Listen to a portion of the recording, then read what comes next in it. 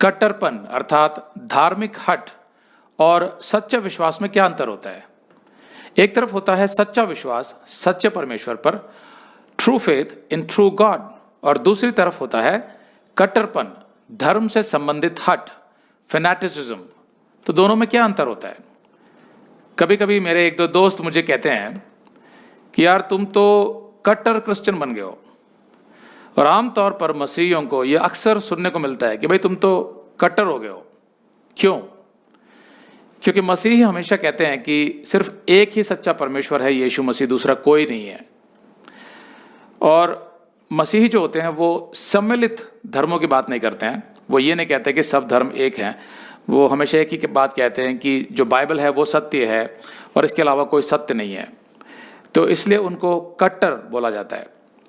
फिर वे किसी प्रकार की बुराई या पाप में शामिल होना नहीं चाहते, जो भी सच्चा मसीही होता है, जैसे शराब पीना या सिगरेट पीना या जुआ खेलना या उल जलूल पार्टियों में जाना जहाँ पर भद्दे गाने गाए जाते हैं या डांस किए जाते हैं, या उल्टी सीधी फिल्में देखना, या व्यभिचार अश्लील वीडियो देखना या पोर्नोग्राफी, इन सब से वो दूर रहते हैं। तो उसकी वजह से उन्हें बोल दिया जाता है कि भाई तुम तो बहुत कट्टर हो गए हो।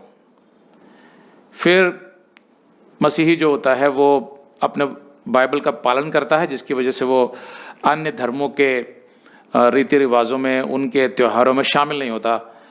फिर वो अविश्वासियों से या अन्य धर्म के किसी लड़का या लड़की से शादी नहीं करता एक मसीही। फिर जहाँ पर भद्दे मजाक चल रहे होते हैं या चीप जोक्स होते हैं जो व्हाट्सएप में भेजे जाते हैं, उसमें वो हिस्सा नहीं लेना चाहता, या बुरी भाषा नहीं बोलता, गालियाँ नहीं देता। तो लोग कहते हैं कि भाई और भी तो क्रिश्चियंस देखे हमने, वो तो ये सब कुछ करते हैं, तुम तो बहुत कट्टर मसीही बन गए हो। ये गलत है। तो इसलिए वो मसीहियों को कट्टर बोलते हैं। आपने भी बहुत बार ये महसूस किया होगा। तब आप उनसे पूछिए कि चलो ठीक है, तुम मुझे कहते हो कि मैं कट्टर बन गया हूं, उससे क्या मैं आपको कोई हानि पहुंचा रहा हूं? आपको कोई नुकसान हो रहा है उससे? अब मैं यहां पर वो नहीं कह रहा कि किसी के दिल को कोई ठेस लगती है, किसी भावना को, क्योंकि ऐसा तो बहुत बार होता है कि जब आप वचन के लिए कोई फैसला लेते हैं वचन के आधार पर, तो आपके घर वालों के दिल की भावना को ठेस पहुंचती है, क्योंकि वो असत्य में जी रहे होते हैं या उनकी धर्मों की शिक्षाएं अलग होती हैं, तो कभी कभी उनकी भावनाओं को ठेस पहुंचती है। मैं उसकी बात नहीं कर रहा हूँ। मैं बात कर रहा हूँ कि अगर कोई कहता है आपसे कि भाई तुम बहुत कट्टर मसीही बन गए हो, तो आपको ये कहना है कि ठीक है, चलो मान लेता हूँ मैं आपकी बात, लेकिन उससे क्या आपको कोई नुकसान हो रहा है? क्या मैं किसी तरीके से आपका कोई नुकसान कर रहा हूँ? अगर नहीं कर रहा हूँ तो फिर वो कट्टरपन नहीं है। It is not fanaticism. दोनों में बहुत फर्क है।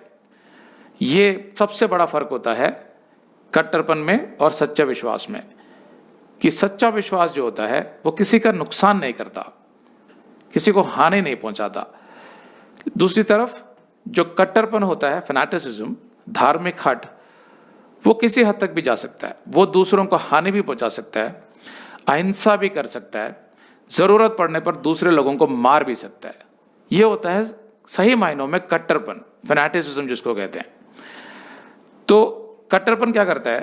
वो लोगों को जोर जबरदस्ती से या धमका के, डरा के, या किसी भी रीति से ललचा के या पैसों को लालच देके अपने विश्वास में ढालने की कोशिश करता है कि तुम भाई हमारे विश्वास पे चलोगे।